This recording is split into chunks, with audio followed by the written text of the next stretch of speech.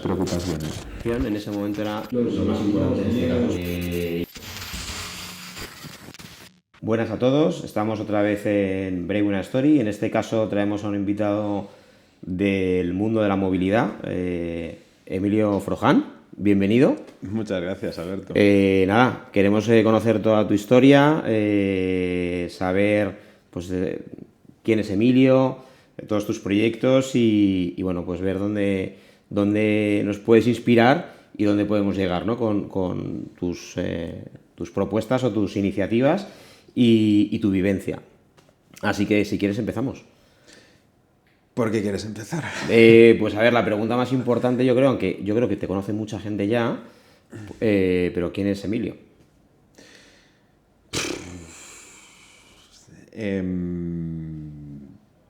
Pues es un chaval que viene de un pueblo de Galicia, Caldas de Reis. Es un pueblecito de casi 10.000 habitantes. Muy inquieto, muy pasional. Mi madre diría que muy desordenado. Y que siempre le gustó hacer cosas, muchas cosas, ¿no? O sea, diría simplemente muchas cosas. Nunca triunfó en nada desde pequeñito, pero lo intentaba en absolutamente todo, ¿no? Y jugaba pues a atletismo, fútbol, baloncesto, balonmano, deportes también un poquito raros, y nunca destacaba en nada. Y después, bueno, pues lo intentó en el mundo del emprendimiento también en varias cosas, hasta que bueno, una pitó un poquito, ¿no? Que es Belka. Qué bueno. En tus inicios, ¿qué estudiaste? ¿Hiciste ciencias políticas, si no me equivoco? Sí, yo realmente mi vocación, bueno, que ahora la estoy cubriendo un poco, ¿no? Yo quería ser profesor de magisterio, pero es verdad que cuando tenía 18 años, pues, bueno, mis padres me orientaron a que hiciese otro tipo de carrera universitaria. Me matriculé en ADE, no me gustó. Joder. Sí, el segundo, o sea, sí, el segundo cuatrimestre del primer curso vi que había unas matemáticas que vamos, no sabía en qué momento las iba a utilizar a lo largo de mi vida, y me salí de ADE. Me metí en relaciones laborales porque sí que me gustaba mucho el ámbito de los recursos humanos, de la gestión de personas, incluso ya empezaba a leer temas vinculados al crecimiento personal y, y la psicología humana también, ¿no? La psicología conductual, por qué las personas se comportan como se comportan. Y esa carrera pues me gustó ya un poquito más, ¿no? Lo que pasa es que después tenía que hacer un Erasmus y ya no me quedaban asignaturas, porque tenía que hacerme un Erasmus en la universidad, ¿no? Y me matriculé en ciencias políticas. Y ahí sí que descubrí un poco también una vocación que también tenía oculta, ¿no? Que era una vocación política, que estuve desarrollando durante la universidad. Siempre estuve pues, como miembro claustral, tenía un sindicato de estudiantes. Y me gustaba meterme en muchos saraos en la universidad, ¿no? Éramos un sindicato muy reivindicativo, porque lo que queríamos hacer era atraer empresas a la universidad, conectar el mundo empresarial con la universidad. Y había mucha gente que increíblemente eso no le gustaba, y nos reventaban eventos por traer empresarios a la universidad. Eso lo he vivido. Bueno, esa es la típica etiqueta que te ponen como, oye, eres emprendedor o empresario, pues ya eres malo. Lamentablemente no sé ahora, ¿no? Pero estaba politizada, incluso me atrevería a decir extremalizada la universidad, al menos durante mi época. La universidad pública, sí. Joder. Y cada vez que querías montar algo diferente, ¿no? Como puede ser unir simplemente profesionales del sector privado o emprendedores con la comunidad universitaria, pues había gente que se oponía, ¿no? Que era como, ¿cómo va a entrar aquí, ¿no? el sector Joder. privado en un espacio público, ¿no? Si es Bueno, público es de todos, ¿no? Desde luchar las contra corriente al empresas y de final. los estudiantes. Sí. Sí, ¿no? Pero bueno, esa era un poquito como la parte reivindicativa, ¿no? Que me hizo como amar y abrazar todavía más el emprendimiento y el ámbito empresarial. O sea que en ese momento es cuando de alguna forma haces clic en el, oye, a lo mejor este es como mi trampolín, ¿no? A lo que es emprender, porque a raíz de esto bueno, si encima como que te estaban poniendo impedimentos, es como que de alguna forma te incentivaba más a ir a por ese emprendimiento. ¿Es ahí en el momento que haces clic en el que dices, tengo que buscar mi camino, crear mi empresa o mi proyecto? Yo hacía mucho activismo social, ¿no? Que esto es a mí lo que no me terminaba de cuadrar, ¿no? Porque la gente que a veces estaba en contra de mi sindicato de estudiantes eran también los que más hablaban de solidaridad, los que más hablaban de cooperación, los que más hablaban a veces incluso de impacto, ¿no? Y, joder, y al final yo creo que teníamos unos propósitos parecidos, ¿no? Que es el desarrollo del bienestar de cada ser humano. Lo que pasa que yo creo que el emprendimiento y la iniciativa son la base del desarrollo humano. Para muchas personas pueden ser la base de su desarrollo y el descubrimiento de su máximo potencial. Si a una persona le quitamos la iniciativa y le quitamos la libertad, es muy difícil que exploren su máximo potencial como seres humanos. Sí. No podía entender cómo se puede estar en contra de eso. Sí, es como además contradictorio. De hecho, es que puedes emprender en cualquier formato, ya sea empresa, autónomo, En artista. ONGs. Sí, sí. O sea, yo considero que mi primer emprendimiento fue un sindicato de estudiantes y el segundo fue una asociación universitaria y el tercero y el cuarto han sido asociaciones sin ánimo de lucro y ONGs, porque siempre estuve en la parte de la acción social. Después cambié las técnicas organizativas por otras, ¿no? Vinculadas a la empresa, ¿no? Al principio, mi medio para generar impacto pues era un sindicato, era una asociación universitaria, era Sí, una era una asociación comunidad. u una ONG, y ahora el medio para generar impacto o para contribuir a mi propósito de vida es la empresa, pero para mí la empresa es simplemente un medio, no es un fin. Oye, es una empresa, mañana a lo mejor es una ONG o un club de inversión, pero Bueno, es un medio. realmente es así. Al final es crear una iniciativa que ayude a otras personas a conseguir X, ya sea un producto, ya sea una comunidad, ya sea el objetivo que busque o que busques, ¿no? Pero, joder, en una universidad choca, ¿no? Que al final te pongan esos impedimentos cuando lo que se trata es de que cada uno tenga la libertad y de poder buscar un objetivo final, ¿no? De ahí, cuéntanos un poco más, desde la universidad, ¿dónde pasas? ¿Pasas al mundo laboral? ¿A qué...? Pues aplico a una posición de vicepresidente de una organización que se llamaba IESEC, que es la plataforma de jóvenes líderes más grande del mundo, que tiene estatus consultivo en las Naciones Unidas. Y apliqué sin mucha fe, la verdad, yo no iba a aplicar. Yo había montado esta organización con una amiga en Galicia, yo estaba ahí de vicepresidente, nuestro comité funcionaba muy bien y me invitaron a aplicar como vicepresidente a IESEC España. ¿Qué es lo que pasa? Que había que hablar en inglés. Era un presidente y 5 vicepresidentes, cada uno era de un país. Había un chico búlgaro, una chica austriaca, una chica portuguesa, una chica ucraniana. La verdad, mi inglés era... No lo salvó ni el Erasmus. Mi inglés era malísimo. O sea, malísimo, ¿no? Y recuerdo que, bueno, me presenté porque me ayudaron mis amigos. Fíjate tú qué importante es la red de apoyo, qué importante rodearse de Es gente, fundamental. de gente vitamina, ¿no? Porque si me hubiese rodeado de otro tipo de gente, pues me diría, o sea, ni te plantees aplicar, ¿sabes? Con tu inglés vas a hacer todo el proceso de candidatura en inglés, no tienes ningún tipo de opción, ¿no?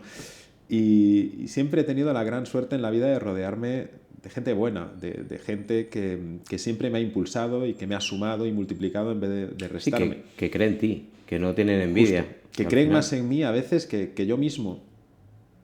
Me ayudaron con el proceso de Qué aplicación, bueno. me ayudaron mucho con el inglés, a completar, de aquella no había ChatGPT y tal, ¿no? Y gané ese proceso de selección y terminé de vicepresidente de esta organización, Joder. que supuso mudarme a Madrid. Y ahí entré de lleno en el ecosistema de emprendimiento social. Porque IESEC, aunque tuviese una forma jurídica non-profit, utilizábamos técnicas organizativas de mercado. ¿Qué quiero decir con esto? Que si, por ejemplo, había un comité local de una universidad que no funcionaba bien o que no era rentable, se cerraba. Por lo tanto, todos los comités tenían que ser rentables, había pues unos KPIs, unos OKR, es decir, era una ONG que utilizaba absolutamente todas las Joder. técnicas funcionales y operativas que utiliza una empresa. Y eso fomentaba mucho entre sus miembros el espíritu emprendedor. Hay mucho egresado de esta organización que ha terminado emprendiendo, o que ahora hay mucho egresado de esta organización que ha sido Nadia Calviño, ha sido ministra y ha pasado por esta organización, Enrique Barón, que fue presidente del Parlamento Europeo, varios empresarios bastante conocidos aquí en España. Es una organización que la verdad te impulsa mucho, ¿no? Porque además solo puedes ascender. Es decir, si yo, por ejemplo, si era vicepresidente en España, después tenía que aplicar a presidente o a vicepresidente en otro país más grande. Y si no, pues abandonas la organización, ¿no? Porque de lo que se trata es de adquirir nuevos desafíos, de retarte, ¿no? Y existía una cultura en la que no te podías conformar. De hecho, recuerdo una conversación con mi presidente, que yo por aquel entonces tenía 24 años y mi presidente tenía 23, tenía un año menos que yo. Y le dije, he aplicado a vicepresidente de República Dominicana y me han elegido. Me voy a ir a vivir a Santo Domingo. Y me dijo, no te voy a aplaudir esa decisión. Y dije yo, ¿por qué? Si sabes que me hacía mucha ilusión salir de España, ir a trabajar fuera. Y me dice, porque es una opción muy cómoda, Emilio. Y me dijo una frase que me ha perseguido durante todas las decisiones que he tomado en mi vida profesional. Me dijo, Emilio, si sabes hacerlo, no lo hagas. Yo hasta ese momento hacía las cosas que sabía hacer. Pero él, que para mí era un mentor, me decía, tienes que atreverte a hacer las cosas que todavía no sabes hacer, pero que quieres hacerlas. Sí, además es muy retador. Sí. Y Joder, es muy motivador. Desde ese momento es verdad que decidí no quedarme en ese perímetro de control. Porque Sí, el famoso espacio de comodidad, tu sí, círculo... el espacio de confort, o Sí. como le suelen llamar, ¿no? Pero es verdad que hay un perímetro donde tú te sientes muy a gusto, te sientes muy seguro de ti mismo, porque sabes hacerlo absolutamente todo, y más allá es afrontar un riesgo, porque es atreverte a hacer algo en lo cual no te sientes facultado porque todavía no lo has hecho, ¿no? Joder, que creo que es de los mejores consejos que puedo haber escuchado, que han dicho, o sea, una persona a otra, ¿no? Porque al final es lo que te ayuda realmente a... Es verdad que tienes que tener cierto respeto al riesgo, porque oye, una empresa es un riesgo en todos los aspectos, pero si sabes medir eso, tienes la capacidad de enfrentarte a todo lo que pueda venir. Porque mucha gente yo creo que no emprende por el miedo a si no puedo pagar nóminas un mes, o si me endeudo una burrada y me hipoteco mi vida, ¿no? O sea, creo que es de los mejores consejos porque realmente es así. Y no estás preparado para absolutamente nada. No. Realmente cuando Sí. empiezas a emprender, o sea, por muchos podcasts que veas, por muchos amigos que tengas emprendedores, y tú lo sabrás perfectamente, una vez empiezas, aunque te sientas preparado, porque yo creo que hay que prepararse, ¿no? Sí. Nunca vas a estar lo suficientemente Nunca, preparado, nunca. pero siempre hay que prepararse, ¿no? Pero aún así, cuando arrancas, o sea, esos primeros 6 meses, no sé si para ti ha sido igual, ¿no? Sí. Yo creo que el primer año es el más retante, el más desafiante y... Para mí son todos los años. Yo al final vivo cada...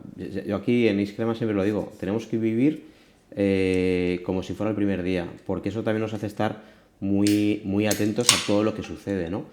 Pero yo he tenido miedos constantes. Llevo emprendiendo desde los 18, tengo 47. Me dan muchas hostias. Pero eso también te hace humano. Porque si no, al final... O sea, es encontrar un equilibrio, ni estar muy loco y decir me lanzo a la aventura y que pase lo que pase, y tampoco tener ese miedo al riesgo, ¿no? Porque es que si no, mejor quédate en casa. Sí, y además que el aprendizaje está en el propio camino. Muchas veces, a mí cuando me preguntan, oye, si volvieses a empezar, ¿qué cambiarías? Una pregunta que me da mucho respeto, porque claro, es muy fácil juzgar con la mirada de hoy lo que ha ocurrido en el pasado.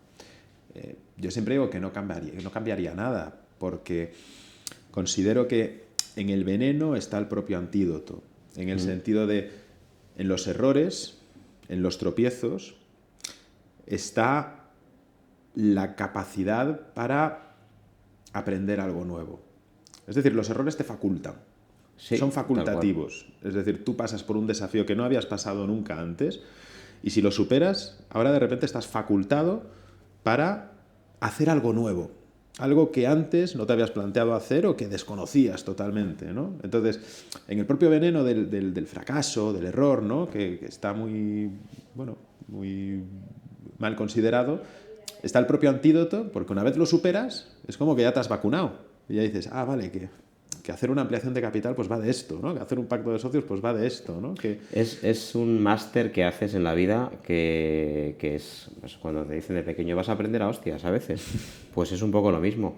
Lo que pasa es que, por suerte, a día de hoy, ese fracaso o esos errores, de alguna forma empieza a llegar esa manera de ver las cosas en otros países y empieza a ser como más aceptado. Pero hace unos años a la gente le daba apuro, decía, hostia, he fracasado, tengo que hacer un concurso de acreedores, no puedo hacer esto, no puedo pagar las nóminas, como decíamos antes, y eso frustra mucho a la gente, pero creo que es, como dices, y aquí a veces lo hemos hablado con Diego Guerrero, igual, el chef de fundador de The Stage, son aprendizajes que es que te llevan a un siguiente nivel, es así. Tú tienes... Te puedo hacer yo preguntas, Sí, ¿sabes? claro, claro. Esto es... ¿Y tú, por ejemplo, tienes los mismos miedos o inquietudes cuando empezaste que ahora o te van cambiando las inquietudes y las preocupaciones? A ver, los mismos miedos no, porque vas aprendiendo situaciones, pero yo he llegado ya a gestionar los problemas. Yo hace años, a lo mejor para mí, un problema que a día de hoy lo veo como algo del día a día, lo llevaba a un escenario brutal y me generaba ansiedad, estrés y a lo mejor mi reacción en ese momento era lo peor. ¿Qué ocurre? Que vas aprendiendo. Veo la vida de otra manera. He sido padre hace unos años y cuando eres papá, lo más importante en este caso es tu hijo o tus hijos y los problemas pasan a un siguiente nivel. Y al final he conseguido encontrar un equilibrio cuando creas un proyecto que me permite dormir, porque he tenido muchas noches sin dormir, pero sí que es verdad que cuando abrimos un local nuevo, cualquier cosa, un día antes o dos digo, ¿y si me he equivocado? Pero al final es que es humano, o sea, ninguno tenemos la bola mágica, es que no estaríamos emprendiendo, estaríamos sí, a otra historia. dudar es humano y es normal y es inteligente dudar, ¿no? Yo siempre digo que dudar es inteligente en el sentido de que te permite prepararte mejor. 100%. Si vamos con la certeza de que todo va a salir bien y según dice nuestro plan o nuestra intuición, pues tenemos el riesgo de correr un patinazo terrible. Y sin embargo, si dudamos y aplicamos 3, 4, 5 planes de contingencia o de pivotaje rápido... Creo, mira, si te lo resumo, y va un poco yo creo que lo que estás diciendo, al final es conseguir que tu mente, en los momentos más difíciles, las decisiones que vas a tomar, seas lo más frío posible.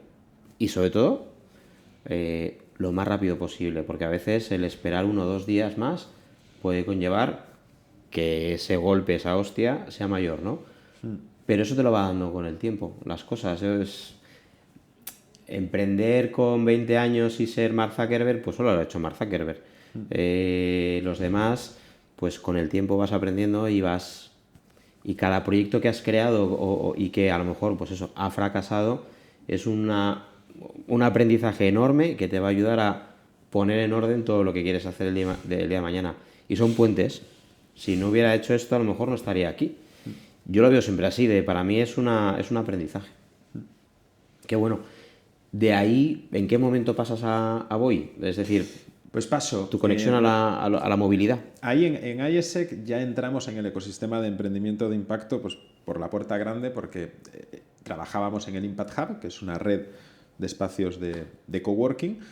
Y después de dar una conferencia sobre aprendizaje experiencial, el CEO de esta empresa pues, me invita a dar un paseo y me contrata. La verdad, ahora que lo estoy pensando, yo nunca he hecho un proceso de selección al uso. Siempre he cerrado todas mis oportunidades profesionales con un paseo o con un café de 15-20 minutos. Estoy allí 3 años trabajando en desarrollo de negocio y abriendo espacios de coworking por Madrid. Impact Hub tiene 130 y pico, tenía cuando yo me fui, por todo el mundo. En Madrid ahora creo que hay 7. Llegué también a comprar acciones, las vendí al año y estuve allí 3 años fantásticos. Formaba parte del plan trabajar en el Impact Hub porque quería formarme como emprendedor, y yo creo que necesitas 3 cosas. Uno, necesitas conocimientos. Estar preparado para emprender supone formarte. Un médico pues necesita dominar unas metodologías, unas determinadas herramientas, tiene que ir 6 años a la universidad. Un emprendedor tiene que formarse. Hay conocimientos de metodologías ágiles, de cómo se desarrolla un MVP, cómo se lanza con éxito un producto al mercado. Hay que formarse, ¿no? Por otro lado, hay que vivir experiencias retantes, desafiantes. Creo que es muy difícil emprender desde determinadas posiciones laborales, ¿no? Pues por ejemplo, si estás trabajando todo el día en una oficina de correos, que era uno de los sueños de mi madre, ¿no? Estudia, oposita correos, tal, a donde quieras, ¿no? La de todas las creo madres. que desde ahí, claro, creo que desde ahí es muy complicado, ¿no? Que adquieras experiencias que te formen en el emprendimiento. Y después, conocimientos, experiencias, y una tercera que sería el capital relacional. Creo que es muy importante para cualquier persona que quiera emprender desarrollar, identificar, configurar una red de apoyo. Una red de apoyo que vaya desde empezar a conocer y tener conversaciones con inversores, emprendedores que hayan pasado por todas las fases, por todas las etapas de desarrollo de producto, etapas de financiación, etcétera, etcétera. Abogados, juristas, personas que también te den una perspectiva de cómo tienes que gobernar la empresa y estructurarla jurídicamente. Incluso periodistas, ¿no? Gente que está en el ámbito de la comunicación, en el sector startup, porque creo que hoy en día también para ser fundador, para ser CEO, pues tienes que dominar también el arte de la comunicación. Y creo que hay que desarrollar un capital relacional. Creo que emprender de forma aislada es totalmente imposible. Y de hecho, cuando yo había emprendido antes de Belka, ¿no? Pero Belka fue el primer emprendimiento en el que pedí favores, en el que quemé las balas que podía quemar, ¿no? Yo había hecho favores pues, a mucha gente y me llegaron de vuelta con intereses. Cuando yo monto Belka, recibí el favor de mucha gente, de muchos medios de comunicación, de periodistas. Después se vio que también recibí el favor de muchos inversores, porque hubo muchos inversores que confiaron en el proyecto, de talento, porque conseguir un equipo fundador me resultó también muy fácil. En definitiva, si no hubiese construido esa red de apoyo, hubo amigos juristas o colegas juristas que también me prestaron apoyo de forma casi gratuita en toda la parte en prácticamente ese primer año, ¿no? Donde te cuesta tanto conseguir recursos. Sí. Si no hubiese construido esa red de apoyo, pues lo hubiese tenido difícil, porque igual no tendría capacidad financiera para hacer todas las cosas que hice. Es cierto, al final es que hoy en día la vida son contactos y que de alguna forma, sobre todo también que crean en ti y que te ayudan, porque es que al final de alguna forma se piensa que el emprendedor es como un Superman que puede con todo y que sí, aquí me pones y aquí te levanto esto de 0 a 1 millón, ¿no? Y no, somos personas que sufrimos como todo el mundo, y si te das cuenta de eso a la hora de emprender, porque no es malo pedir favores, creo que te puede ayudar mucho a ese crecimiento. Yo creo que antes a mí me ha pasado de intentar emprender y pensar que lo sabes todo y que yo lo resuelvo, y te das cuenta de luego que es imposible. También, como consejo, no se trata de tener muchos contactos o de tener muchos amigos. Por eso le llamo capital relacional. Se trata de que se genere un circuito en el que se transfiera valor. Porque una cosa es tener un círculo de colegas muy numeroso. Otra cosa es que se genere valor en ese circuito y que se transmita y que se comparta, ¿no? Porque veo muchas veces la gente pues es muy vanidosa con el tema de tengo un montón de contactos y tengo un montón de likes y bueno, vanity metrics, ¿no? de todo tipo, ¿no? No vale de nada Es decir, la atención mal concebida no vale de absolutamente nada. Es decir, lo que importa es transmitir valor. Si lo transmitas a una, dos, tres personas, es mejor que llamar la atención hacia mucha gente, pero no transmitir absolutamente nada. Sí, sí, de hecho, bueno, has dicho el mundo Vanity. O sea, hay muchos influencers que han creado sus logos en paralelo a su proyecto y no han funcionado, básicamente porque realmente no está aportando valor. Que sí, que tienes muchos seguidores porque le encantan las fotos, like y ya está, pero no estás aportando nada con tu proyecto a estas personas. Y al final estoy contigo que importa más tener poco y bueno que mucho y que al final sirva Claro. Y es muy de sencillo. Al llamación. final yo creo que todo el mundo se identificaría con esto, ¿no? ¿Qué prefieres? ¿No ser útil y llamar mucho la atención? ¿O ser útil y pasar desapercibido? Ser útil, al final. Es así. Entonces, en ese momento es cuando ya tienes decidido o dejas Sí, de Impact Hub. por ahí pasa, en esos 3 años conozco a unos 300, 400 emprendedores de todas las partes del mundo, porque vamos a Summit a varios países europeos, incluso llegué a ir también a Centroamérica a visitar Impact Hubs y emprendedores de allí. Y macho, encontré puntos en común. Desmitifiqué cosas, muchas. Desmitifiqué, por ejemplo, que emprender era una cuestión de sacrificio, pasión, trabajo duro. ¿Por qué? Porque veía a emprendedores trabajar duramente durante semanas, meses, 20 horas al día en su proyecto, con una pasión inquebrantable, y el proyecto no levantaba. Pero le ponían pasión, esfuerzo, sacrificio, y el proyecto no tiraba, porque no es suficiente. También había otro tipo de emprendedor que me llamó la atención porque lo identifiqué rápidamente, ¿no? Que es el ideólogo visionario, ¿no? El que se queda en el marco de las ideas y no ejecuta nunca. Entonces, ser un visionario tampoco te faculta No. para ser un gran emprendedor, porque el 99,9% es ejecución. Entonces, esa persona que venía siempre a los espacios con un montón de ideas y desarrollaba 10 ideas en un mes y siempre se quedaba, siempre que había que dar el salto a la ejecución, a la validación, se quedaba ahí. Se sentía tan cómodo, ¿no? en la cueva de las ideas que no quería que saliesen a la luz. Esta me costó más desmitificarla, pero también la desmitifiqué sabiendo que también ayuda el dinero. Es verdad que en el ámbito del emprendimiento existe una brecha socioeconómica. Es verdad que tiene más tasa de éxito un emprendedor que provenga de una familia acomodada, pero también pude descubrir emprendedores muy formados, con el foco muy ordenado, que prácticamente con recursos cero consiguieron desarrollar una empresa exitosa. Así como he conocido a muchos emprendedores con muchas facultades económicas que no consiguieron nunca llegar a lanzar ningún proyecto al mercado. Es verdad, tenían más flechas y más oportunidades, pero no te faculta el dinero a poder ser exitoso en los negocios. La persona que lo tiene, pues que no tiene capacidad económica lo va a tener más difícil, pero a veces la carencia es lo que te permite también ser excesivamente creativo y lo que te permite descubrir nuevas formas de hacer las cosas. A mí es porque me gusta siempre encontrar lo positivo en todo, ¿no? Pues esa es Y la en la actitud, carencia realmente. creo que se puede encontrar también lo positivo en la carencia, ¿no? Que te permite hacer las cosas más poco a poco, con más sensatez y que después se pueda escalar también mucho más rápido y con más sentido. Pienso como tú, al final tener dinero ayuda, pero no es garantía de éxito.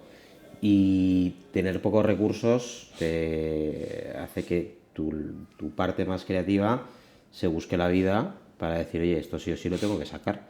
Y al final estés en ese momento bootstrapping que tú mismo con tu capacidad y con tu entorno lo acabas sacando y adelantas a lo mejor a alguien que sí que tiene dinero y recursos, pero que gasta, pero porque sabe que tiene pasta detrás.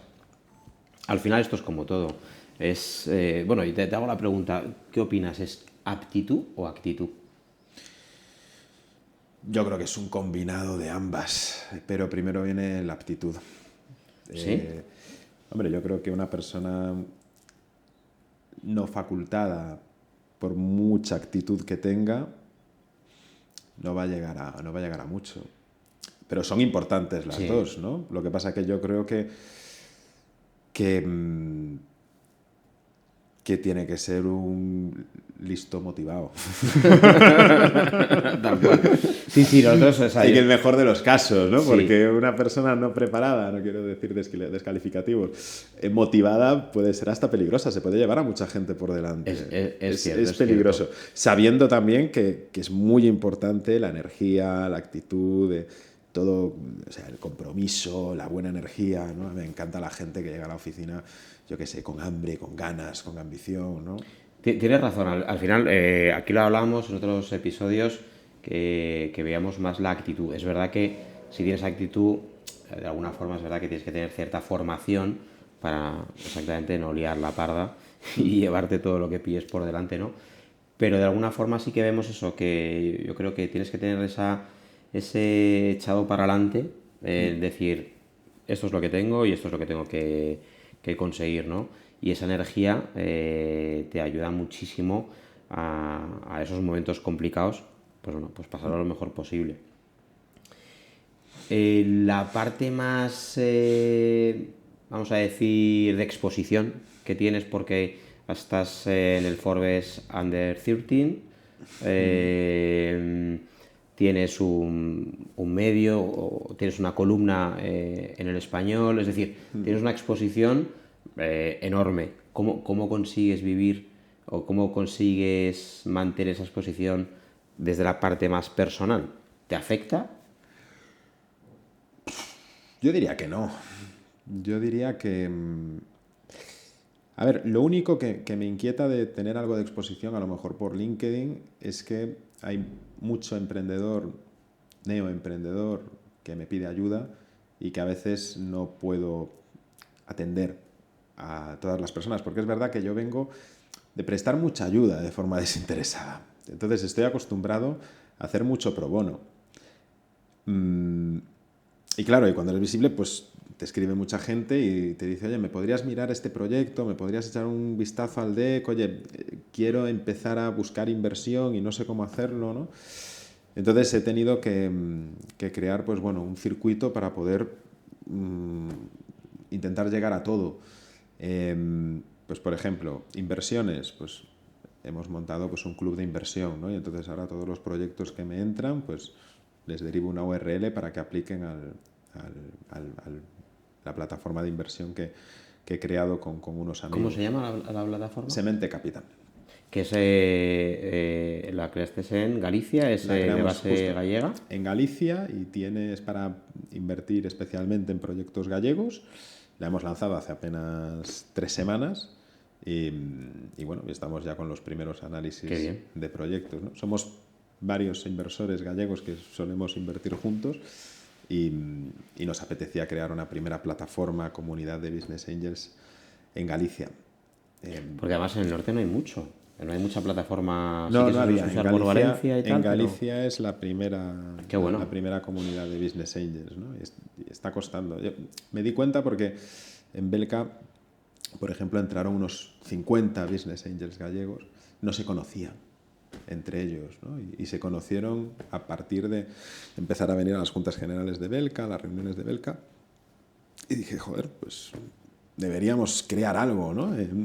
No puede Sí, ser que como un los club. Business Angels gallegos no se conozcan entre sí, ¿no? Y montamos esta comunidad de Business Angels gallegos para impulsar talento gallego, impulsar proyectos de inversión en Galicia y que haya un espacio, un buzón, ¿no? Donde un emprendedor gallego, antes de irse a Madrid, Barcelona o Valencia, pueda dejar su deck Que además y quedarse. incluso, joder, te van a atender mucho mejor. Al final, las conocidas tienen que recibir cientos y cientos de proyectos y me imagino que el ritmo de respuesta es hiper lento.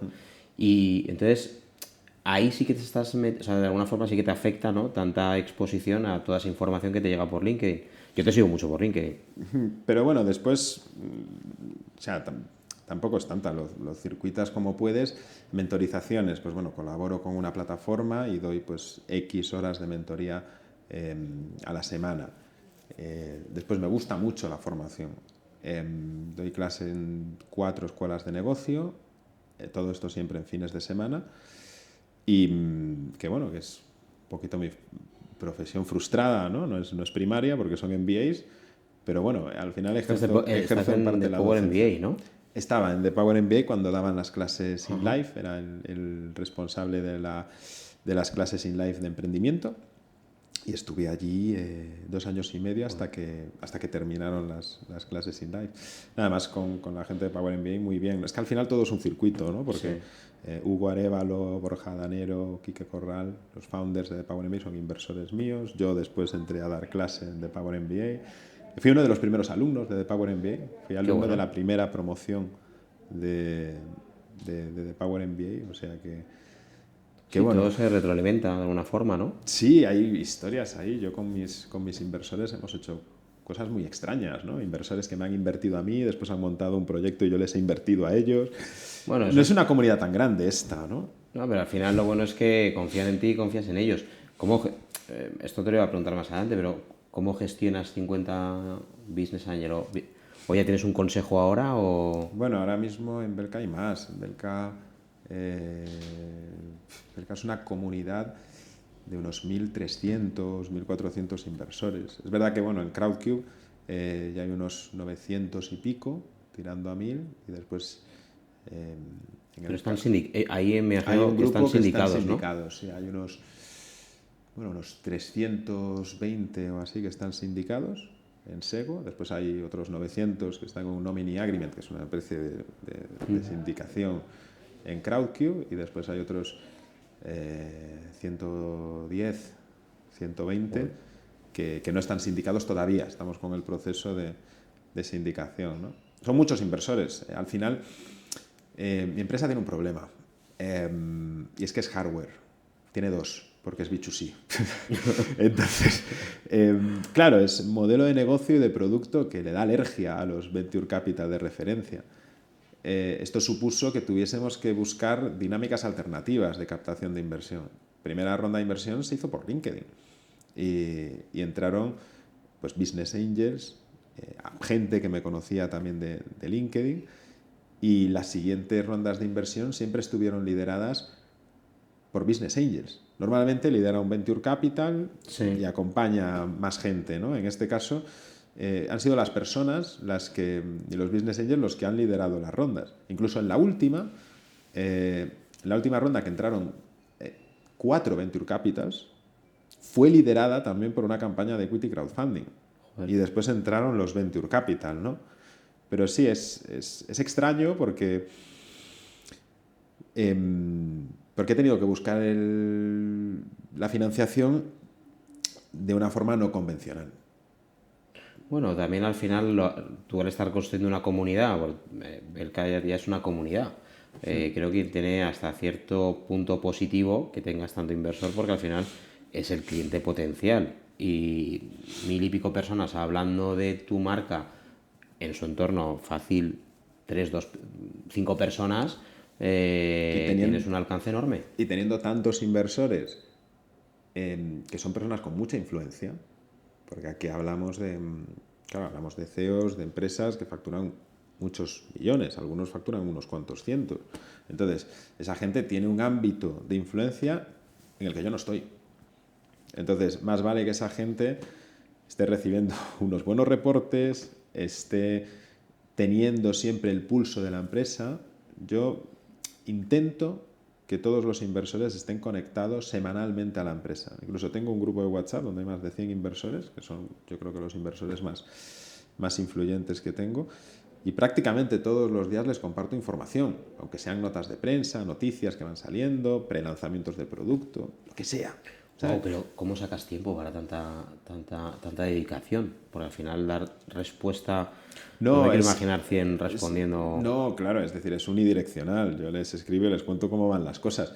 Es verdad que ellos pueden escribir, Y entonces pueden decir, oye, Emilio, ¿y cómo va esto? ¿No? Pero normalmente ya saben que no voy a estar, que no es un call center una el grupo de locura, tío. WhatsApp, ¿sabes? Es decir, yo les comparto cosas, alguno pues puede hacer alguna apreciación o puede pedirme algo de sobreinformación, pero no es un call center, ¿no? Entonces, yo creo que lo que no puedes hacer es comunicarte con el inversor solamente cuando lo necesitas desesperadamente.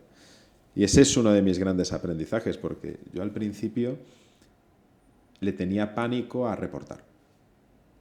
¿Y por qué le tienes pánico a reportar? Pues porque los números no salen, ¿no? Y porque hay unas desviaciones grandes entre el plan de negocio y los resultados obtenidos.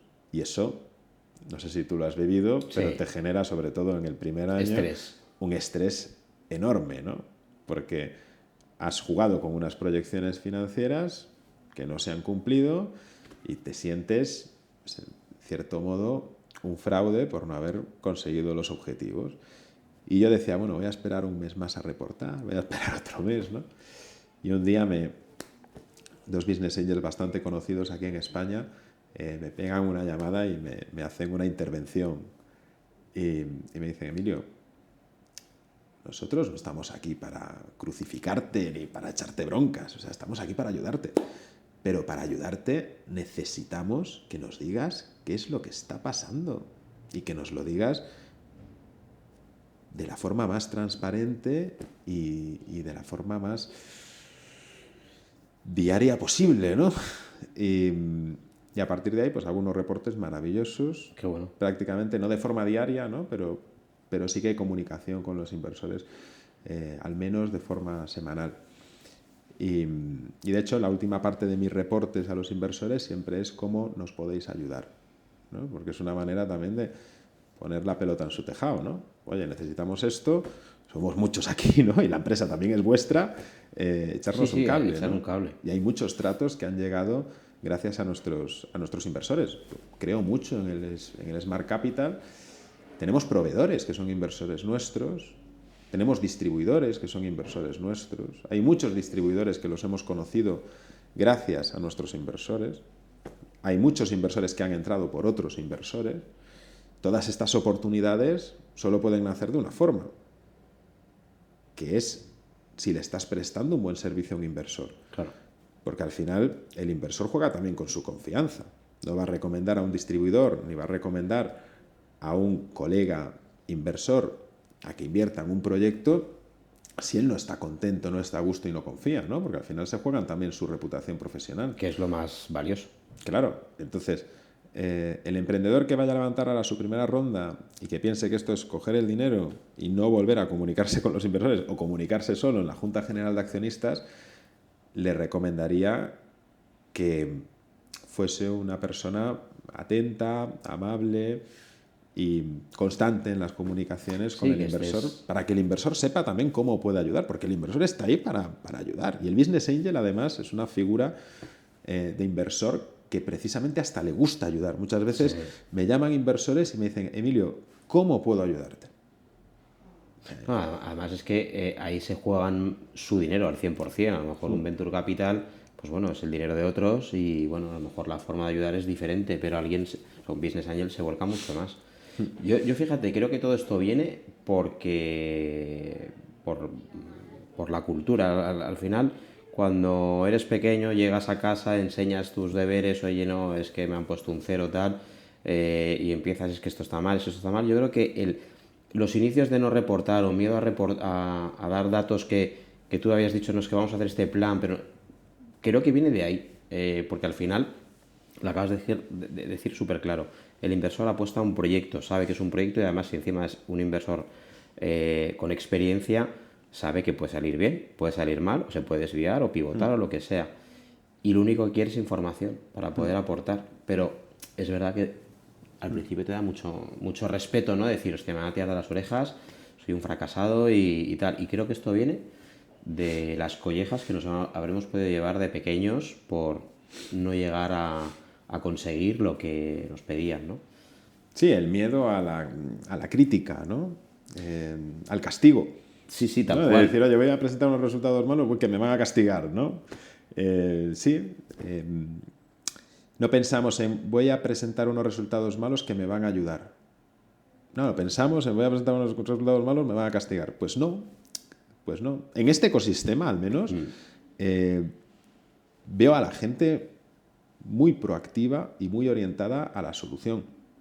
Obviamente llegará un punto en el que si el emprendedor pues, es un cafre y evidentemente pues, no está ejecutando bien o se le está yendo todo de las manos, está gastándose un montón de dinero en marketing, algo totalmente desorbitado, pues hombre, puede llegar un momento que el inversor diga, oye, mira, a ver, chaval, para allá, ¿sabes? Confiamos en ti, en el proyecto, pero creemos que aquí te estás desviando demasiado. Pero habitualmente el inversor quiere ayudar. Sí. ¿Qué situaciones críticas has vivido? ¿Qué has podido salir de ellas y qué has aprendido en Belka, donde las hayas podido vivir? A ver, nosotros lanzamos en pandemia, lanzamos en febrero de 2020. Wow. Dejamos una empresa, Voy, patinetes eléctricos compartidos, yo era el director de operaciones, dejó una empresa con condiciones suecas, unas condiciones estupendas laboralmente. Y le pido a mi equipo que las deje también, porque mi equipo se vino conmigo. Y se vino sabiendo que no íbamos a cobrar el primer año y que había mucho curro por hacer. Y para más INRI, se vino pidiendo todos un crédito personal. Y claro, y cuando lanzamos todo esto, llega el COVID. Joder. Y la infraestructura que necesitas para tener una empresa de motos eléctricas no es pequeña, aunque por aquel entonces no era muy grande, pero no es pequeña. Y fue duro porque pasaron muchas cosas entre marzo y junio, ¿no? Bueno, pues teníamos que jugar con una empresa que no estaba dando ningún tipo de ingreso, que solo estaba generando gasto, que nosotros estábamos viviendo de nuestros ahorros, que no teníamos capacidad absoluta para generar ningún ingreso, íbamos a morir ya en el mes 3 o en el mes 4, porque la DGT estaba cerrada y nosotros ya habíamos hecho una primera preserie para matricular y con esas matriculaciones pues ir generando ingresos, ¿no? Ya lo peor, obviamente, de todo es que mi padre recae del cáncer y fallece. Joder. En junio también, y yo por encima en Madrid, mi familia en Galicia. Y fueron 3-4 meses que la verdad es que, ya como que mi mente intenta borrarlo, ¿no? Porque me sentía muy mal por estar confinado en casa y no poder estar con mi familia porque no nos dejaban movernos, porque mi familia pues, me ocultó hasta el último momento la gravedad del asunto, ¿no? Pude ir, obviamente, a despedirme de mi padre, ¿no?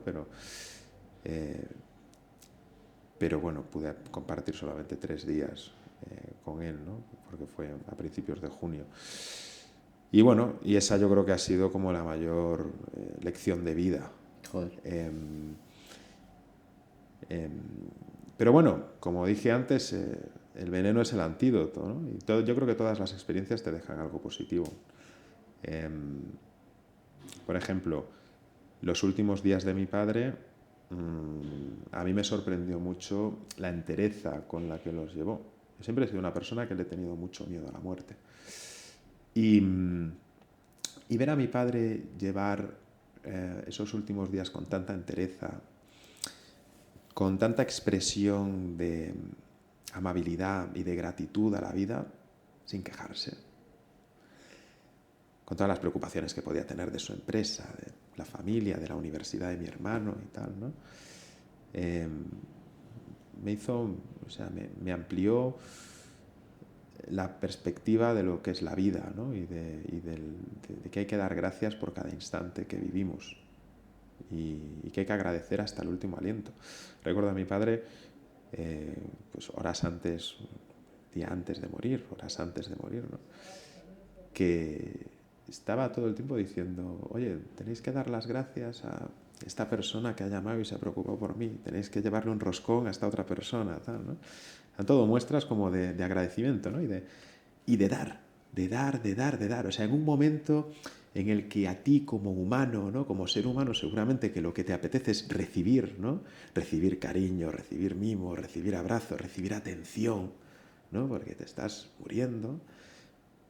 O sea, hice un ejercicio que para mí ha sido una lección de vida increíble, Joder. que es en los últimos momentos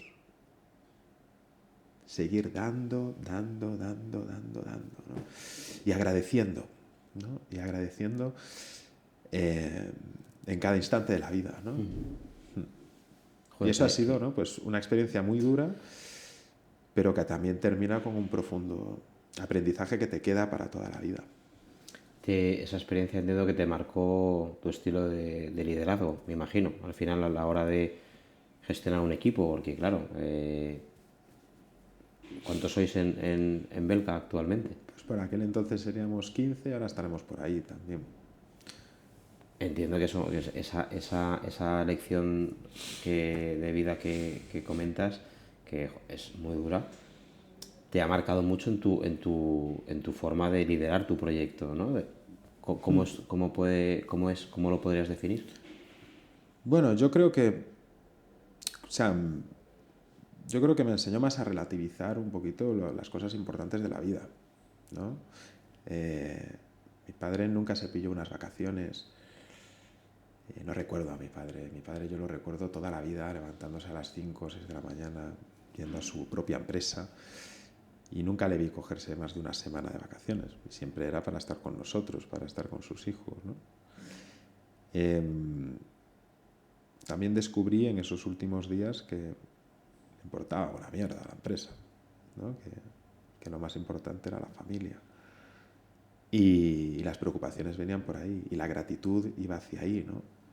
Entonces yo creo que aprendí también a relativizar, porque mi padre siempre trabajó muchísimo, nunca se pilló una baja, nunca estuvo sin trabajar prácticamente ningún día. Y cuando llegan los últimos días ves que lo que importa es lo importante. Y lo importante es la familia, los seres queridos, el amor, la gratitud. Y esa es la lección. Y la lección al final es que si a mí me preguntas qué es el éxito, por ejemplo, pues con esta lección de vida, pues te tendría que responder despertarme cada día. Joder. Y no diría que el éxito, por ejemplo, es vivir eternamente, ¿no? Porque es una utopía, aunque seguramente que a todos nos gustaría ser invencibles. Yo creo que el éxito es pues disfrutar cada día. En la eternidad no se puede disfrutar, pero los instantes sí. Comparto mucho lo que dices, sobre todo, bueno, cuando seas, me has dicho que no tienes hijos, cuando seas papá, si es que te apetece o tal, Ojalá. verás que también ahí tienes un cambio. Yo trabajaba muchísimo, levantarme a las 6 para ir a trabajar, llegar a casa a las 10.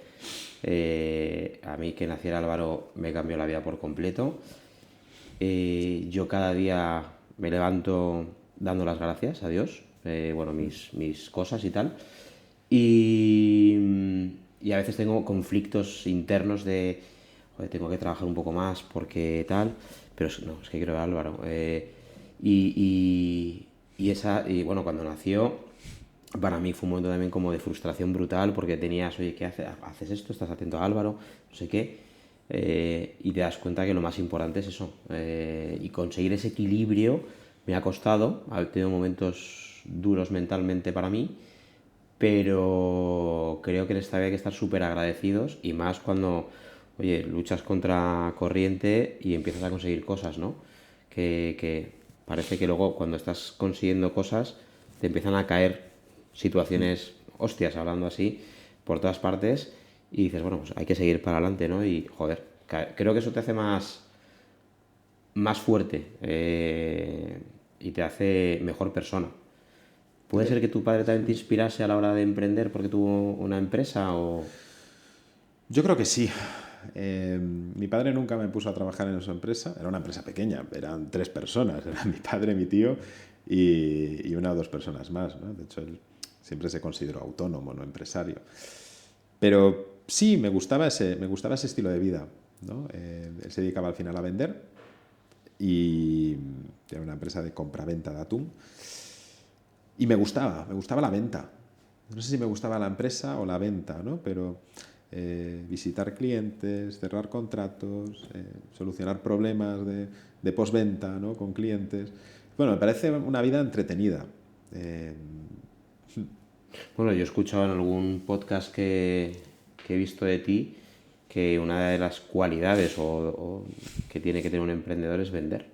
La primera. Y estoy contigo 100%. O sea, al final, antes decías que no habías pasado ningún proceso de selección, pero porque yo creo que tu manera de vender es como, bueno, pues como a mí me gusta ver ese tipo de venta, ¿no? Que es contar las cosas de una manera muy natural y que en el fondo no estás vendiendo, pero estás vendiendo sin darte cuenta, ¿no? Y estoy contigo que un emprendedor, más allá, oye, ojalá puedas pilotar de finanzas, o puedas pilotar de operaciones, de todo, pero lo esencial es que puedas saber vender, porque eso es lo que te va a Sí, empujar a construir. una persona que sabe vender es una persona capaz de construir valor y transferirlo. Es que es la venta, es eso. Entonces, identificar lo que quiere la otra persona, ¿no? Entonces, entiendes perfectamente a la otra persona, sabes cómo desarrollarle valor y sabes cómo solucionarle un problema y transferirle ese valor que le soluciona un problema. Yo siempre digo que la gente que quiera montar una empresa, para mí hay dos pilares muy básicos que tienen que dominar. Uno es marketing-ventas, es decir, tienen que saber vender, pero de la misma forma que un ser humano tiene que respirar. O sea, una empresa es un organismo que necesita ingresos, igual que un ser humano es un organismo que necesita oxígeno. Los ingresos para la empresa es el oxígeno del ser humano. Ahora bien, a que tú y yo no estamos pensando en respirar porque sería una mierda de vida. No estamos aquí diciendo, No, coño, un estrés. ¿sabes? Sería una mierda de vida, ¿no? Lo guay de fundar una empresa no es estar pensando cada 5 segundos cómo van las ventas. Creo que hay que ir un poquito más allá, ¿no? Sí. Creo que una empresa como organismo tiene que tener un propósito más elevado que simplemente respirar, ¿no?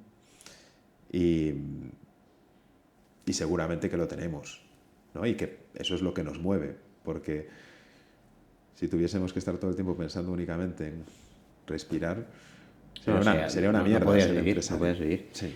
Cuéntanos, Belka, en números. Bueno, más allá de números, ¿de dónde viene el nombre de Belka? Pues mira, antes de Belka se llamaba Invicta. Invicta. Y unos meses antes, un tipo en Burgos había fundado una empresa de motos eléctricas que se llamaba Invicta. O sea, eran poquísimas, sí, tremendo. Indomable en latín significa Invicta. Bueno, dijimos, pues vamos a seguir con el rollo del latín, ¿no? Hicimos ahí un brainstorming y tal de qué tipo de nombre podíamos encontrar, ¿no? Y salió Ventus. Y de hecho todavía está creado el Instagram de Ventus, ¿no? Ventus. Ventus, viento en latín, ¿no? Una moto ligera, eléctrica, tal, ¿no? Te daba ese toque de libertad y tal. Por eso nuestras motos se llaman Tramontana, Bora, Calima, ¿no? Porque son nombres de vientos, ¿no? Y Vortex, ¿no? Que es una especie de epicentro de un huracán, como una ¿no? experiencia, ¿no? Que tienes. Justo, ¿no? Y a los 3-4 meses, con todo lanzado, la web, las redes sociales, nos llega un burofax desde Corea. Y había pues una marca que la tenía registrada, ¿no? Que lo habíamos concebido, ¿no? Lo que pasa que en el epígrafe pues aparecían 4 líneas de cosas que no tenían nada que ver, ¿sabes? Espejo, retrovisor, no sé qué, espejo, retrovisor derecho, parabrisas, no sé qué, y las 3 últimas líneas eran y cualquier tipo de vehículo aéreo, espacial, marítimo, terrestre. Claro. Y dije yo, joder, pues no llegué a la última línea porque no me imaginaba que las cosas iban a ir por ahí, ¿sabes? Estaba leyendo cosas súper concretas, ¿sabes? Y de repente la última línea era algo como súper abierto, ¿no? Y entonces ya decidimos elegir un nombre de una forma más estratégica, ¿no? Que fuese un nombre que tuviese un posicionamiento SEO, que consiguiésemos un posicionamiento SEO muy rápido. Y eso se consigue buscando nombres que tengan pocas búsquedas.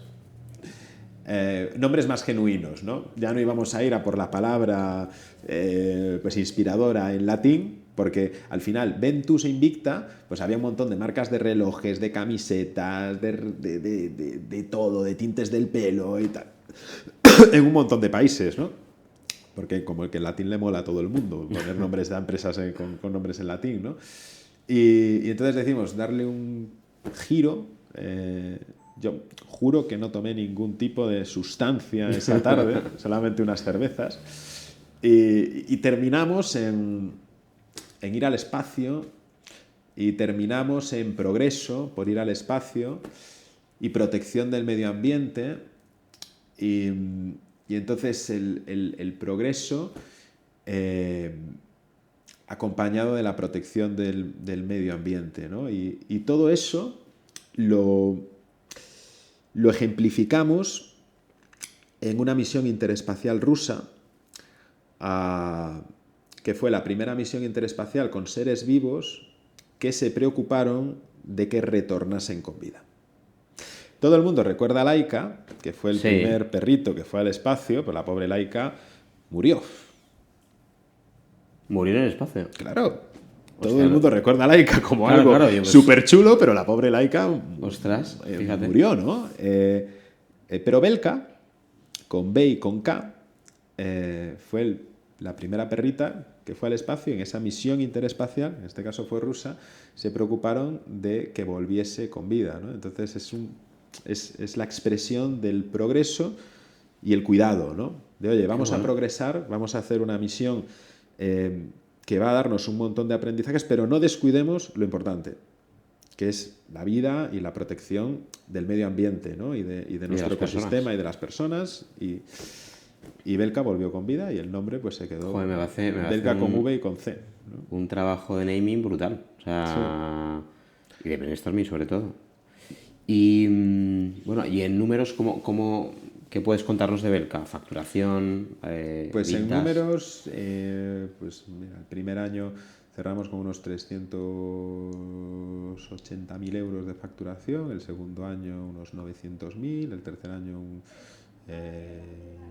1.800.000, el cuarto año 2,5 millones, y este año pues estaremos esperemos estar por encima de los 3. Estos números nos permiten ser este año la marca número 1 en matriculaciones de motos eléctricas. ¿Por qué? Porque no es un mercado tan grande a día de hoy. Entonces, nosotros seguramente en los 4 millones que están ya ahí a la vuelta de la esquina estaríamos ya prácticamente en break-even. Qué bueno. O sea que estáis haciendo casi un por 2 anualmente, más o menos. Sí, lo que pasa es que ahora ya es ese momento en el que cuesta crecer, ¿no? Y año a año lo que sí que estamos viendo es cómo estamos reduciendo el EBITDA negativo sobre facturación. O sea, estamos ya en ese punto donde vemos que estamos ya alcanzando el break-even, porque, claro, yo es que he visto tantas empresas que, sobre todo de mi sector, que a medida que aumentaban facturación, aumentaban pérdidas. Eso a mí me generaría un estrés enorme, ¿no? Tal cual. Entonces, bueno, nosotros estamos en ese ejercicio de optimización operativa, donde ya hemos descubierto que tenemos una estructura totalmente funcional, preparada para alcanzar el break-even sin tocar absolutamente nada. Lo único que hay que tocar es que las ventas crezcan un poquito más, ¿no? Y ahora mismo, pues en canal particular tenemos el 16% de la cuota de mercado de toda España, lo que nos pone en una posición de ser la marca de motos eléctricas con más matriculaciones, con más cuota de mercado en canal particular, y detrás viene otra española también. O sea que realmente España tiene una fuerza en el sector de la moto eléctrica tremenda, porque en coches eléctricos tú no verás ninguna marca española en el top 10, y en motos eléctricas las 2 primeras son españolas. Qué bueno. ¿Cómo consigues mantener la narrativa de Belka? Es decir, ¿tu público va creciendo, la vas adaptando o es la misma idea del 2020 en 2025? Perdón. Es muy parecida. Es verdad que han cambiado los canales de comunicación en el sentido de, pues, antes utilizábamos mucho marketing de influencer, público muy generalista, eran campañas muy orientadas a branding, y ahora es verdad que los canales de comunicación están más enfocados a nicho, están más enfocados al early adopter. Usamos mucho YouTube, usamos mucho Telegram. Telegram es un canal que nos está funcionando muy bien, porque hay muchas comunidades de usuarios, personas interesadas que debaten sobre la moto eléctrica, y son canales donde tenemos que estar, porque ahí está la gente que realmente está contribuyendo a que se genere un ecosistema del vehículo eléctrico potente, y es donde está la gente que después comenta en los foros, la gente que más habla de la moto eléctrica, ¿no? Y tenemos que informar sobre todo a esa gente que son los usuarios activos, ¿no? Y los promotores de la movilidad eléctrica, pues para que tengan la mejor información posible. O sea que al final es más un boca a oreja, que dicen, pero más... Sí, y bueno, virtual. Y el boca a boca creo que sigue siendo la mejor herramienta de marketing que puede existir. Por eso ponemos tanto foco en el postventa. Qué bueno. A nivel financiación, has hecho rondas, entiendo, por lo que me decías de inversores. ¿Cómo ha sido ese proceso? Pues han sido, bueno, procesos de captación mediante campañas de equity crowdfunding, es decir, financiaciones de operatividad pública. Cualquier inversor profesional pues podría participar, porque es verdad que obviamente antes de invertir pues tienes que hacer un pequeño cuestionario y tienes que de alguna forma validar que estás capacitado para invertir en alto riesgo, ¿no? Que entiendas cuáles son las condiciones del capital risk de invertir en una startup. Pero bueno, ha sido un proceso complejo por lo que te decía antes, ¿no? Porque yo no participo del deal flow de un Kibo Ventures, de un Savaipata, de un Mundi Ventures, de un Cafound, porque tienen una tesis de inversión muy enfocada al SaaS B2B.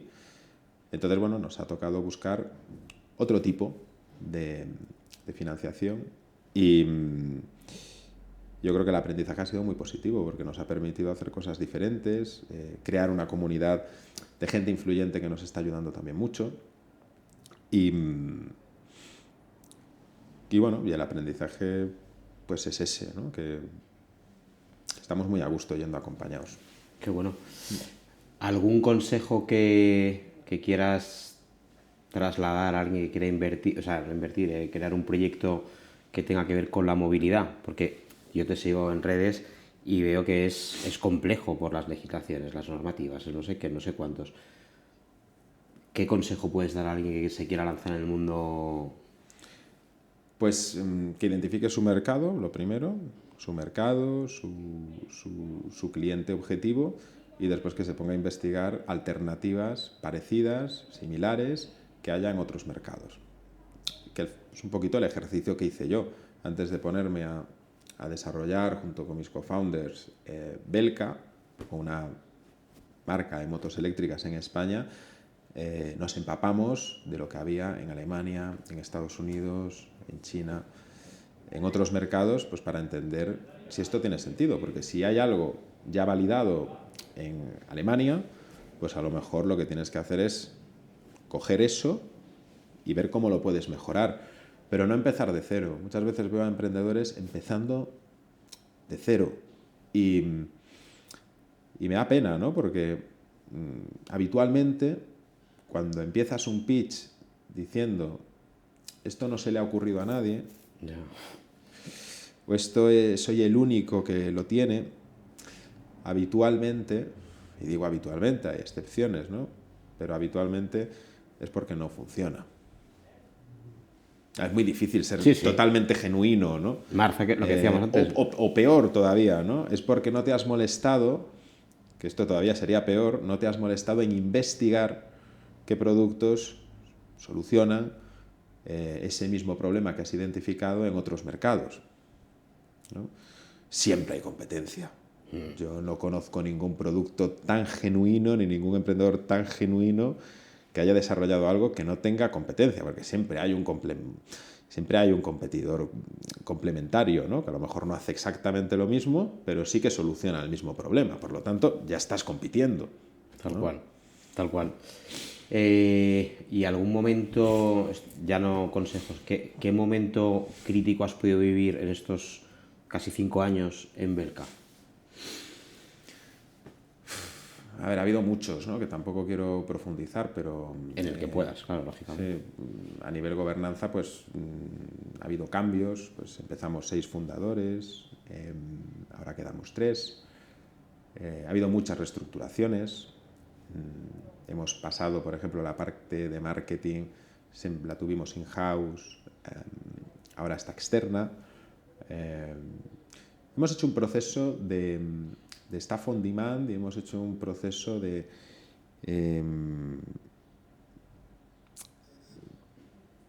desintegración de muchas unidades que teníamos in-house. Las hemos trasladado a colaboradores. Por eso seguimos siendo los mismos, facturando 5 o 6 veces más, ¿no? Hemos hecho un ejercicio de identificar qué es lo core, qué es lo que no podemos subcontratar, en qué somos los mejores cada una de las piezas clave del equipo, y en aquello que no nos consideramos core, pues vamos a buscar a empresas que sí que tienen como core aquello en lo que nosotros no lo somos, ¿no? Qué bueno. Empresas especializadas, ¿no? Sí, has optimizado tus recursos para buscar esa rentabilidad. Sí, que yo creo que... Y porque yo creo que es un ejercicio que hay que hacer y que cuesta mucho, ¿no? Yo creo que levantar inversión a veces te puede cegar. Y puedes decir, ¡guau! Tengo pasta para contratar mi propio equipo de marketing, para hacer locuras. Y el tiempo al final te dice que hay que ser muy sensato y utilizar el dinero de forma...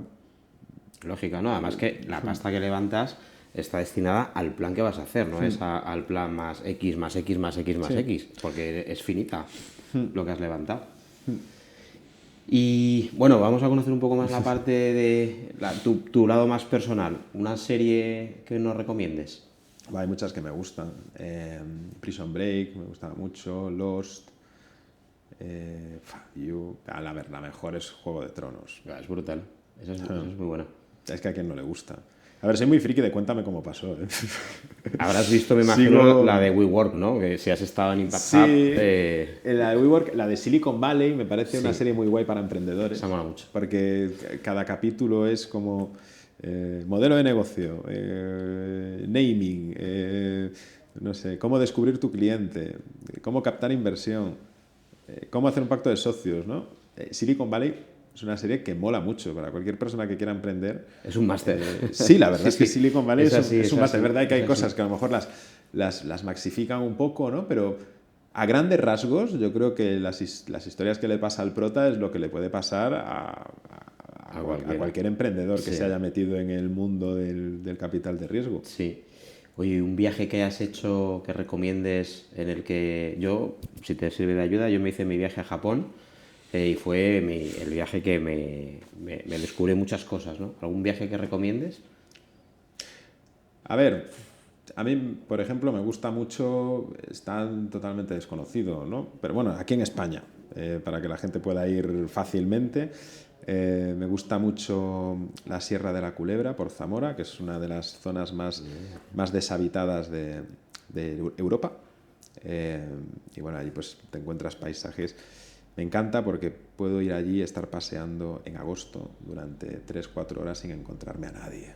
Wow. E incluso darme un baño en un lago sin encontrarme a nadie, ¿no? Hay zonas que... La zona de la Culebra se llama. Sí, la Sierra de la Culebra, que lamentablemente ha sufrido uno de los peores incendios en la historia de España, ¿no?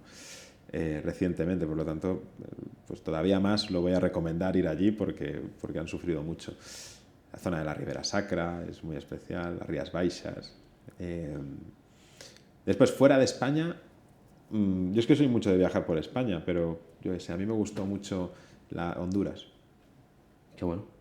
Una isla que hay por allí en el Caribe que se llama la isla de Roatán, pero es que ya no es, o sea, la isla sí, maravillosa, es por el trato de la gente, al final te quedas con eso. Recuerdo que la gente era muy simpática, muy amable, Y seguramente que los lugares también no sé, les coges cariño dependiendo de las circunstancias Sí. que hayas tenido allí, ¿no? Y si te han tratado bien y te has sentido, pues, no sé, muy bien atendido y tal, pues como que lo recuerdas todo te parece más bonito, ¿no? Y lo recuerdas Sí. con más... Y si ahora mismo sonara una música, ¿cuál es la banda sonora de Emilio? ¿Un temazo, un Me gusta discazo? mucho la banda sonora de Interestelar. No recuerdo ahora, joder, es un compositor muy famoso, Sí, ¿no? ahí. Bueno, que tiene varias, ¿no? Ha hecho Interestelar Sí, y... se me acaba de ir el nombre, Sí, a mí pero es también. brutal, es Ya brutal. nos acordaremos. Pero bueno, muchas. La banda sonora de El Valle Encantado, que era mi película favorita cuando era pequeño, la de los dinosaurios. Sí, sí, sí. Piecito, Patito, Petri, Púas. Esa película, además, yo creo que es la única que puedo verla, da igual, que tenga 10 años, 15, 33, que lloras. A mí Y es eso de dibujos animados. me pasa con la de La historia interminable, es brutal. No sé si Sí. la has visto.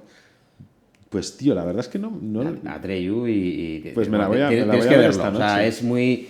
Yo creo que compartimos ahí unos gustos parecidos. Es muy de fantasía, pero muy de. O sea, no sé, no te quiero desvelar nada, te la recomiendo. Y si fueras una peli, ¿qué peli serías?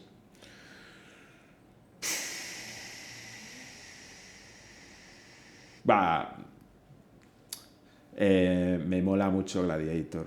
Me gusta mucho el estilo de liderazgo y la personalidad de Máximo Décimo Meridio. Eh, Me parece que tiene un liderazgo genuino, brillante, ¿no? ¿Has visto la 2? Sí, pero Me quedo con la 1. a ver, claro, es que Gladiator 1 es una Es un película, clásico, sí, sí, sí, sí. es que es magia pura. Es Qué que es bueno. magia pura. Y ya dos preguntas más para terminar. ¿A quién te gustaría que entrevistáramos? A ver, para mí es que siempre recomiendo a la misma persona. Mira, voy a recomendar a alguien distinto que hace tiempo que no lo recomiendo. Eh, a mí como emprendedor y persona, que me ha inspirado mucho, Pablo Santaufemia, que es el CEO de Bridge for Billions, que es la mayor incubadora online de, de startups. Es una persona muy No lo tenía brillante, ubicado. muy brillante. Muy pocas veces ha estado en podcast, yo diría que casi nunca. Así que Oye, si le te conoces, comparto, te comparto el reto de que le consigas convencer para que se venga a un podcast porque o sea, me parece una persona tan genuina y que sabe tanto. Yo quizás haya sido de las empresas, de las personas de las que más he aprendido. Pablo Santaufemia, pues vamos a intentarlo, vamos a intentarlo. Y ya la última, ¿a quién recomendarías este episodio, este podcast? pues a cualquier persona que esté empezando a valorar la opción de emprender o que tenga dudas sobre si hacerlo o no hacerlo. Qué bueno. Emilio, pues oye, ha sido un placer. Me ha encantado poder hablar contigo, conocerte un poco más Igualmente. profundamente. Espero que lo hayas pasado muy bien. Yo creo que todo lo que has contado estoy seguro que puede inspirar a mucha gente. Y bueno, aquí Genial. tienes tu casa Bueno, para ya lo que sabes que yo necesites. siempre voy a vuestra cafetería De de Almirante, calle ¿no? Me Almirante. dijiste. Sí, Sí, sí, sí, que sí, sí, qué alegría. está a 100 metros de una de nuestras oficinas. ¿Qué Y café sueles pedir? ¿Qué te la gusta? verdad, siempre pido un cortado y... yo es que soy en el café, la verdad, soy como en el vino. Sé si me gusta o si no me gusta, ¿no? Bueno, eso es lo importante al final, que Sí, te sí, guste. Es que es tal así. cual, ¿no? Qué bueno, pues ahí, bueno, luego te daré unos cold brew que hemos lanzado para que lo tomes fresquito, que además viene muy bien Fenomenal. ahora en verano. Y nada, aquí tienes tu casa para lo que necesites. Así que muy Estupendo. agradecido. Gracias a ti, Alberto. A ti. Gracias.